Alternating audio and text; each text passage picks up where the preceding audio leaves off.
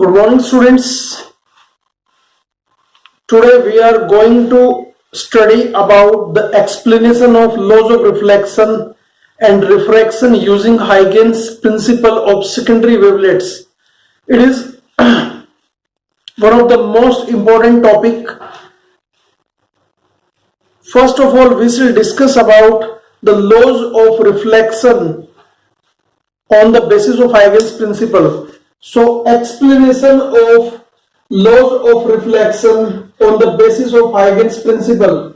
First of all, let us assume a plane wavefront AB that is made incident on a reflecting surface XY. मेरे पास एक reflecting surface XY है जिसके ऊपर मैंने एक plane wavefront AB को incident कराया. AB को मैंने रेड से लिया, इंसिडेंट वेवफ्रंट रेड से लिया, जो रिफ्लेक्टेड वेवफ्रंट है मेरा वो मैंने ग्रीन से दिखाया है. यहां पर मैंने दो परपेंडिकुलर खींच लिए, दो नॉर्मल खींचे, normal N1 and normal N2. ये हमारे पास दो नॉर्मल है N1 and N2. Plane wave front made incident on the reflecting surface at an angle I and the reflected wavefront is reflected at an angle R. So when light is coming, the part AB of the wavefront strikes this surface first. XY पर सबसे पहले A टकराएगा. The part B is still moving. Suppose B takes time t after the strike of A to reach point C. हमने मान लिया, एक बार फिर इसको देख ले. Let CD be the reflected plane wavefront and V be the speed of light in the medium. हमने मान लिया मीडियम में स्पीड ऑफ लाइट है V. Part A of plane wavefront of AB strikes first on XY and part B strikes on XY at point C after time t of A. A के strike करने के t time बाद. तो we can say BC equal to होगा speed into time, or I can say BC equal to V into t. From Huygens principle हमें पता है जब तक B की लाइट C पर पहुंचेगी तब तक A की लाइट भी रिफ्लेक्ट हो जाएगी. According to Huygens principle, point A behave like a fresh source from which light emerge in a circle of radius Vt, और you can say BC के इक्वल रेडियस में लेके यहां पर एक आर्क लगा लेता हूं. This arc is the position of light after time t. अगर पॉइंट ए से निकलने वाली लाइट की मैं पोजीशन ट्रेस करूं तो this is going to be at D. अगर मैं पॉइंट डी और सी को ज्वाइन करते हुए एक टेंजेंशियल प्लेन खींचूं तो this is going to be the reflected wavefront, और रिफ्लेक्टेड वेवफ्रंट को पैरेलल रेज से मैंने दिखाया तो CD is the reflected plane wavefront. इसका एंगल आ रहा है. By geometry I can very easily prove if this angle is I then this angle will also be I. Geometry से बहुत आराम से प्रूव हो सकता है. If this angle is R then this angle can also be R. From figure BC equal to AD होगा and दोनों की जो वैल्यू होगी वो VT के बराबर होगी. इसको इक्वेशन नंबर सेकंड मैंने कहा है. फ्रॉम ट्राइंगल ABC, अगर मैं ट्राइंगल ABC और ट्राइंगल ADC को स्टडी करूं तो दोनों ट्राइंगल में angle B and angle D both are of 90 degree. दोनों 90 डिग्री के, इन दोनों राइट ट्राइंगल हैं. साथ साथ अगर मैं इन दोनों की बात करूं तो इसकी साइड BC इस ट्राइंगल की साइड AD के बराबर है. यानी triangle side BC of triangle ABC is equal to the side of AD of triangle ADC. Also in both the triangle side AC is common. दोनों ट्राइंगल में side AC common है. That's why I can say both triangle ABC and triangle ADC are congruent. Side angle side की प्रॉपर्टी यहां पर लगी. हमें पता है अगर किसी दो ट्राइंगल की तीन प्रॉपर्टी मैच कर जाए तो they are said to be congruent. और अगर दो ट्राइंगल कॉन्ग्रुएंट होते हैं तो याद रखें कि उनकी 6 की 6 प्रॉपर्टीज मैच कर दिया, यानी तीनों एंगल तीनों साइड इक्वल होते हैं. तो अगर मैं दोनों ट्राइंगल को कॉन्ग्रुएंट प्रूव कर पा रहा हूं then angle BAC will be equal to angle DCA. यानी मैं कह सकता हूं angle BAC equal to angle DCA. But angle BAC था मेरे पास आई और एंगल डीसीए था मेरे पास आर, तो I can say i equal to r, यानी angle of incidence equal to angle of reflection. ये एक लॉ ऑफ रिफ्लेक्शन है जो हमने सेकंड लॉ यहां पर पहले प्रूव कर लिया। एक और चीज, incident wave front, reflected wave front and both the normal are in same plane, दोनों एक ही प्लेन में है। That's why I can say both the law of reflection are established, both the laws of reflection are proved by using Huygens principle. So this is the explanation of law of reflection. Now laws of refraction. Explanation of laws of refraction on the basis of Huygens principle. यहां पर दो case बनते हैं। पहला case, when light is entering denser medium from rare medium. Second case, when light is entering rare medium from denser medium. तो case number first पहले देखते हैं, light is entering denser medium. हमने मान लिया लाइट किसी मीडियम जिसमें speed of light v1 है से किसी डेंसर मीडियम जिसमें स्पीड ऑफ लाइट v2 है, such that v1 is greater than v2, यानी डेंसर से रेयर से डेंसर में जा रही है, स्पीड ऑफ लाइट कम हो रही है। हमने अज्यूम किया एक इंसिडेंट वेव फ्रंट है AB जो किसी रिफ्रैक्टिंग सरफेस या ट्रांसपेरेंट सरफेस XY के ऊपर आकर इंसिडेंट होता है at some angle I, as shown, जैसा फिगर में दिखाया गया है। यहां पर ये इसके ऊपर इंसिडेंट हुआ। By geometry we can easily prove कि ये एंगल अगर हमारे पास I है तो ये एंगल भी हमारे पास I होगा। ये इंसिडेंट वेव फ्रंट है, इसके जो दो पॉइंट है A और B जो सेम फेज वाले पॉइंट है, ये पॉइंट एक फेज के हैं। वेव फ्रंट पर बहुत सारे पॉइंट है लेकिन मैं उन्हीं पॉइंट को ज्वाइन करता हूं वेव फ्रंट के लिए जो सेम फेज वाले होते हैं। तो A और B दोनों सेम फेज वाले पार्टिकल है, यानी दोनों वेवफ्रंट के पार्टिकल है। ये किसी एंगल I पे आके टकराता है सरफेस XY के ऊपर। जब हम देखते हैं तो सबसे पहले इस वेवफ्रंट का पार्ट A टकराता है XY पर, जबकि पार्ट B अभी भी सीधे चल रहा है। हमने मान लिया कि part B takes time T to reach point C। Part B को C तक पहुंचने में T टाइम लगा।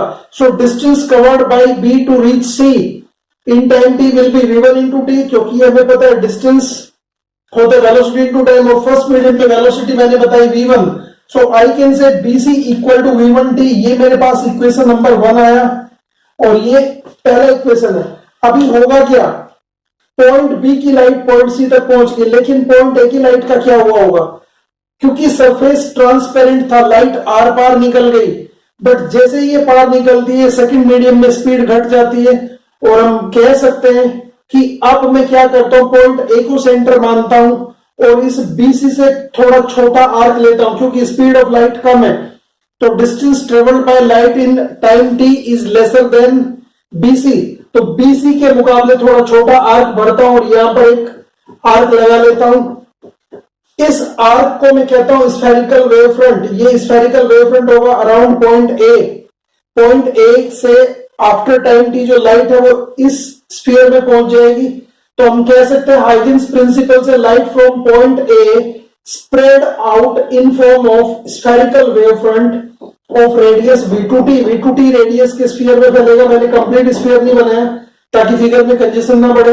अब नया वेव फ्रंट पता करने के लिए मैं इस वेव फ्रंट से जो स्फेरिकल वेव फ्रंट मेरे पास आया था पॉइंट C के ऊपर एक परपेंडिकुलर ड्रॉ कर लूंगा, क्योंकि पॉइंट D और पॉइंट C दोनों ही मेरे सेम फेज के पॉइंट है, यानी इन दोनों को ज्वाइन करके मैं नया वेव फ्रंट निकालता हूं। That is again a plane wave front. तो यहां पर जो मेरा नया प्लेन वेव फ्रंट आता है वो CD आता है और CD की जो डिस्टेंस कवर है वो है AD। AD कुछ इस तरह से होगी जैसे v2 इंटू T। इस बार जब बस यही एक अंतर है, जब मैं डेंसर से रेयर में जाता हूं तो v1t छोटा होता है और v2t बड़ा होता है, तो बड़ा आर्क लगाना पड़ता है हमें।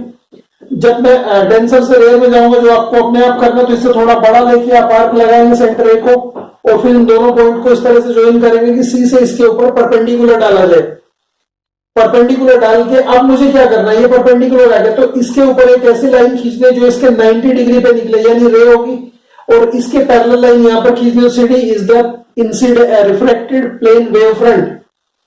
अब मुझे दो ट्रायंगल मिल जाते हैं, एक ट्रायंगल ABC और एक triangle ADC।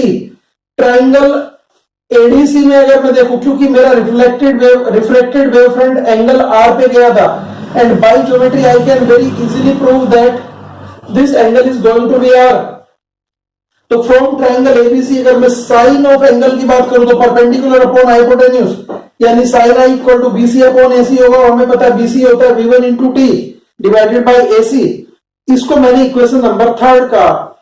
From triangle ADC अगर मैं साइन ऑफ आर निकालू तो परपेंडिकुलर यानी एडी डिवाइडेड बाय हाइपोटेन्यूज यानी एसी, तो एडी अपॉन एसी, बट हमें पता है AD was v2 into t divided by AC, ये इक्वेशन 4 का। अगर मैं इक्वेशन 3 को इक्वेशन 4 से डिवाइड कर दूं तो sine i upon sine r मेरे पास आता है, और sine i upon sine r की वैल्यू में रखता हूं तो v1 t upon AC divided by v2 t upon AC, AC से एसी कटेगा, टी से टी कटेगा, मेरे पास बचेगा sine i upon sine r equal to v1 upon v2। But हमें पता है v1 upon v2 is the relative refractive index of second medium with respect to first, यानी refractive index of second medium with respect to first is defined as the speed of light in first medium divided by speed of light in second medium. तो I can say sin i upon sin r equal to mu1 to and this is nothing, it is Snell's law, the law of refraction। तो ये Snell's law हमने prove कर लिया। अगर मैं figure से देखूं तो मेरे पास incident wave front, both the normal and refracted wave front are still coplanar, सब एक ही प्लेन में, इसी xy प्लेन या yz प्लेन जो भी मैंने माना है उसी प्लेन में आएंगे। रिफ्रैक्शन के दोनों लॉ मैंने यहां पर प्रूव कर लिए, वेरीफाई कर लिए। thus we can say using Huygens principle we can easily verify the laws of refraction। this is all about the laws of reflection and refraction। let us see the behavior of few surfaces with the light। now we will study the behavior of prism, lens and mirror with the plane wavefront। जब plane wavefront lens पर, mirror पर या फिर prism पर incident कराया जाता है तो इस वेवफ्रंट का क्या होता है after passing through this media. Let us first see about the prism. हमने मान लिया एक प्रिज्म है एबीसी जिसके ऊपर एक प्लेन वेवफ्रंट पीक्यूआर को मैंने इंसिडेंट करवाया।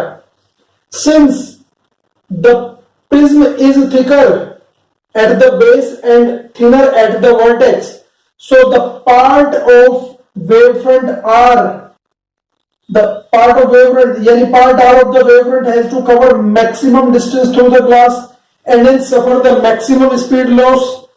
Part Q cover comparatively lesser distance in glass, only this amount of distance it has to cover, and the part P of the wavefront just enter the glass and exit out, so the maximum speed loss is suffered by the part R, whereas the minimum speed loss is suffered by part P। so in the given time part P cover the maximum distance and part R cover the minimum distance। if I assume part P center and put an arc of a larger distance, थोड़ा सा एक मैंने suppose 2 centimetre 1.5 and 1 centimetre के arc भर लिए, थोड़ा थोड़ा मैंने डिफरेंस करके ये आर्क लगाए, तो P से जब मैं आर्क लगाता हूं इसकी डिस्टेंस को नापते हुए, स्पीड को नापते हुए, Q से आर्क लगाता हूं, R से आर्क लगाता हूं, तो तीनों आर्क को जब मैं ज्वाइन करता हूं इनके ऊपर परपेंडिकुलर खींचता हूं, एक टेंजेंशियल प्लेन खींचता हूं, तो आता है P dash Q dash R dash.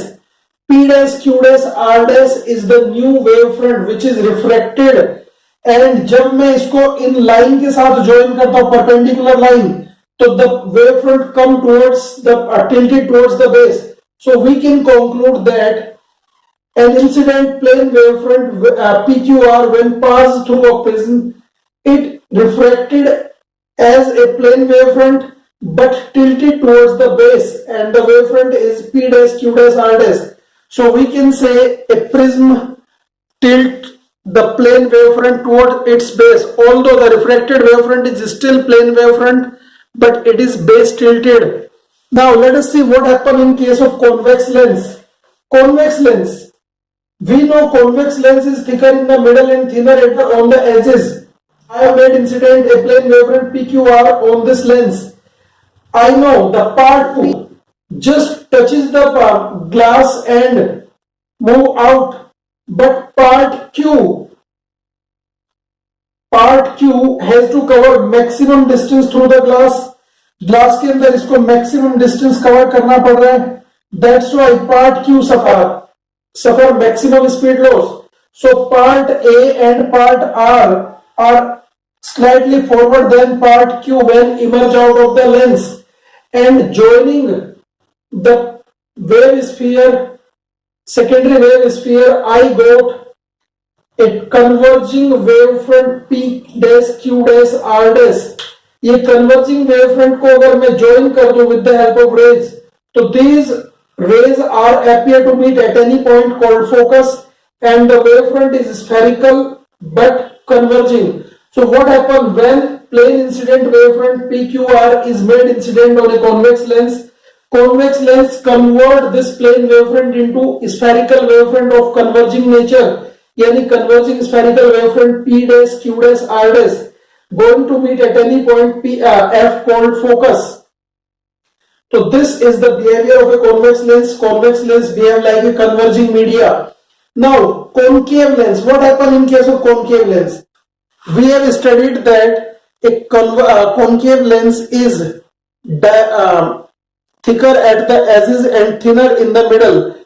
If a plane wavefront PQR is made incident on a concave lens, then the part of wavefront that is coming across the edges suffer the maximum speed loss as they have to cover maximum distance through the glass, whereas the middle part Q has to suffer minimum speed loss as it has to cover minimum distance through the glass. So part Q is slightly forward than part P and part R when emerge out of the lens.